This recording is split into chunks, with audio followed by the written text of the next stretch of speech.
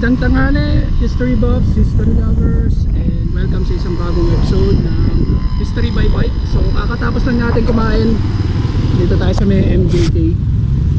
At well, para sa first episode ng season 5 ay babalik tayo sa isa sa mga nagawa natin noon nung season 1. At yun yung paghahunt ng mga dam, mga lumang dam, Spanish era dam. So bago natin simulan yung episode natin ngayon, huwag kalimutan mag-like, mag-share at mag-subscribe sa aking YouTube channel.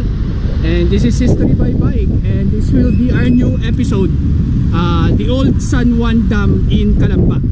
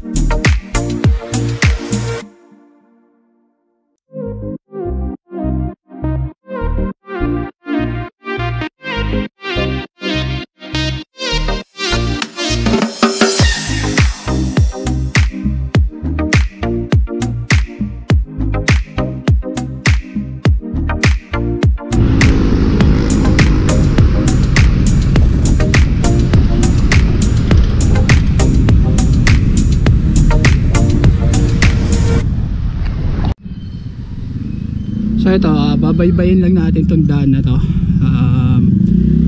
Mas pinili ko nang dumaan dito kaysa dun sa may sa kabila. Mas maraming dumadaan na sasakyan dun. So delikado. So dito na lang tayo. And matutumbok na rin natin yun, yung papunta dun sa San Juan Dam. So ito nga pala ay ang Barangay Real sa Calamba.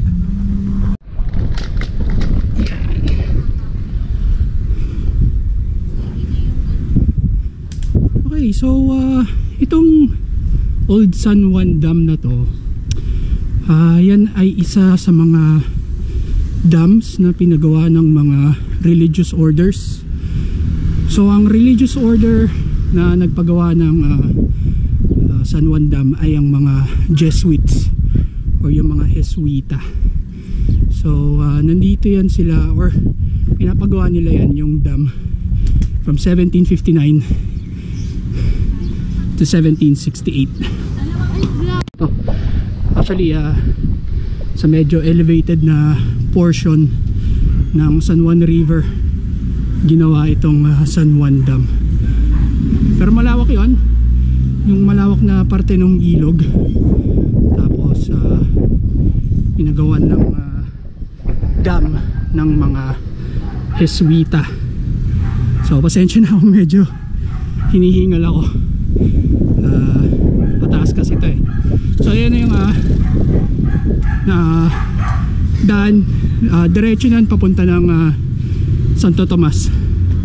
So babaybayin na lang natin yan, tapos hanapin natin yung papasok dun sa San Juan Dam.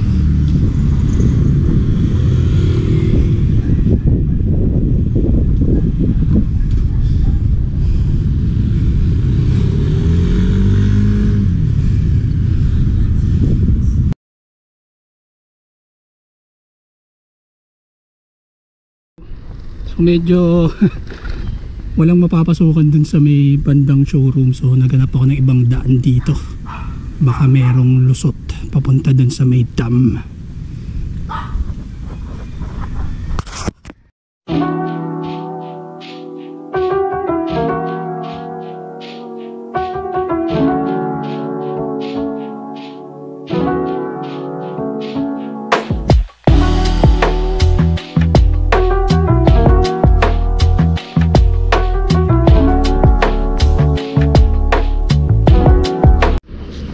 Dito na. Oo eh.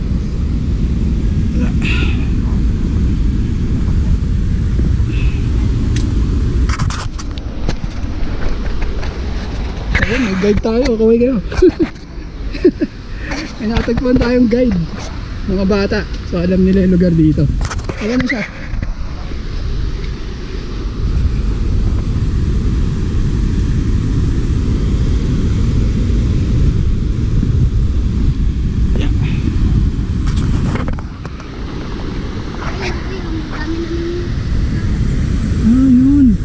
Pwede pa makapunta doon? Doon talaga tatawid? Hindi, pwede naman doon nakakita naman di ako naman doon. So ayan na siya, yung dam, San Juan Dam. Ayan natin dito banda. Kuya, kaya mo dito tumaan? Saan? Doon dadaan talaga? Galang ha. So yun, may mga namimingwit doon oh.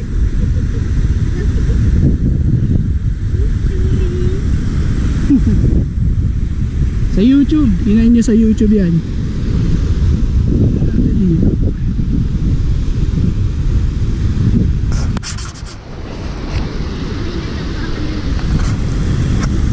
So yan, malapad siya.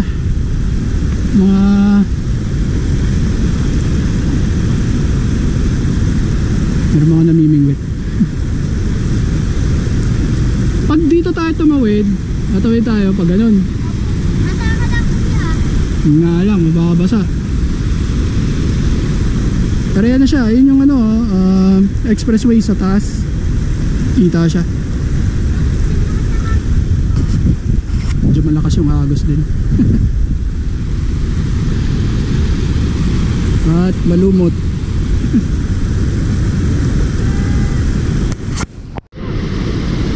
Maganda naman yung tunaw dito eh. Sayang no, hindi lang natin ma-zoom. Pero ayun yung kanal niya. As per dun sa description ni Sir Edgar Allan Sembrano. So shoutout sa kanya. So siya yung gumawa ng legwork para ma-identify itong mga dam na to na paggawa ng mga religious orders. So yun yung kanal na ginawa sa daluyan. Lakas ng agos ng tubig. Yeah. Yung kabilang pampang nyo.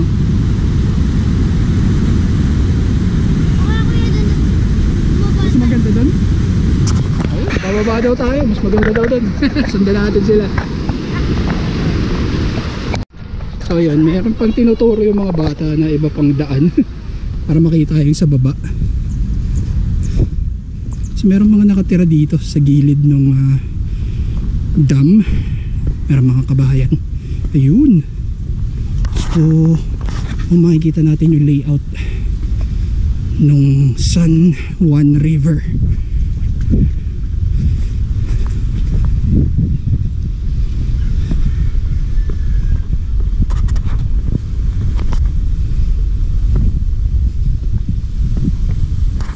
Yan, siguro mas maganda yung view din dito galing sa baba.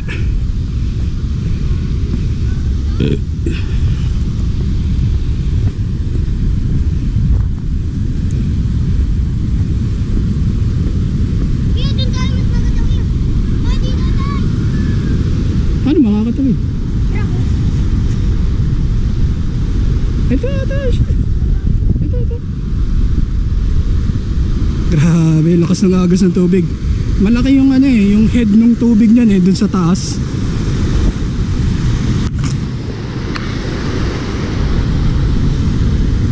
Ito yun, solid na bato yan. Yan, mga batuhan.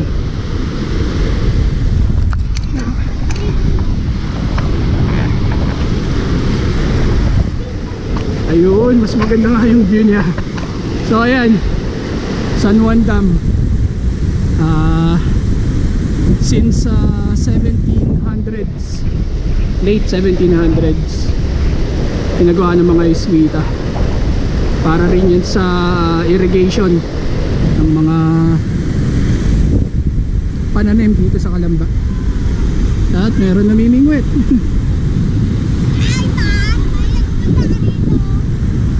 Oo, kayo. Ang pangalan mo? James. James, ikaw? Jopis yan. Joe Chris, okay, thank you ah. Thank you sa pag-attend.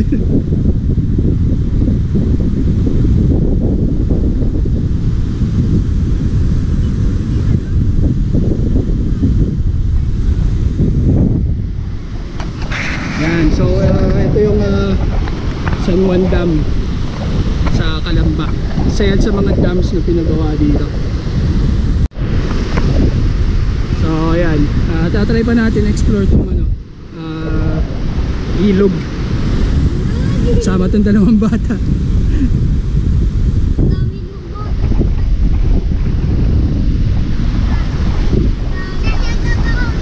Oh sige, shoutout ka. Shoutout sa mga kaklase ko dyan! Anong school mo? Elementary school dyan. Anong pangalan? Real Elementary. Arial, o dyan lang pala. Ayan, lalaro sila oh. Daming lumot. Lakas na maagos ng tubig.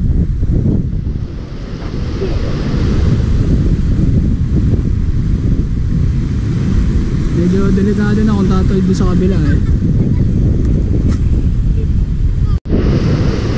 So makakakita ka pa pala nung evidence ng workmanship ng mga tao noon dito nung ginagawa nila yan, yung dam na yan. Kasi dito sa kabilang pampang nung ilog, merong mga bato na makikita mo pa yung mga marka nung pagtitistis sa kanya. So sinusubukan tistisin yan, tapos mapaparte siya. Ginagamit yan para sa paggawa ng dam mismo. So yan yung ginagamit. So yung raw materials ng paggawa ng dam panahon ng Espanyol ay matatagpuan lang din dito sa paligid ng ilog, at yun yung ginagamit nila na construction material noon.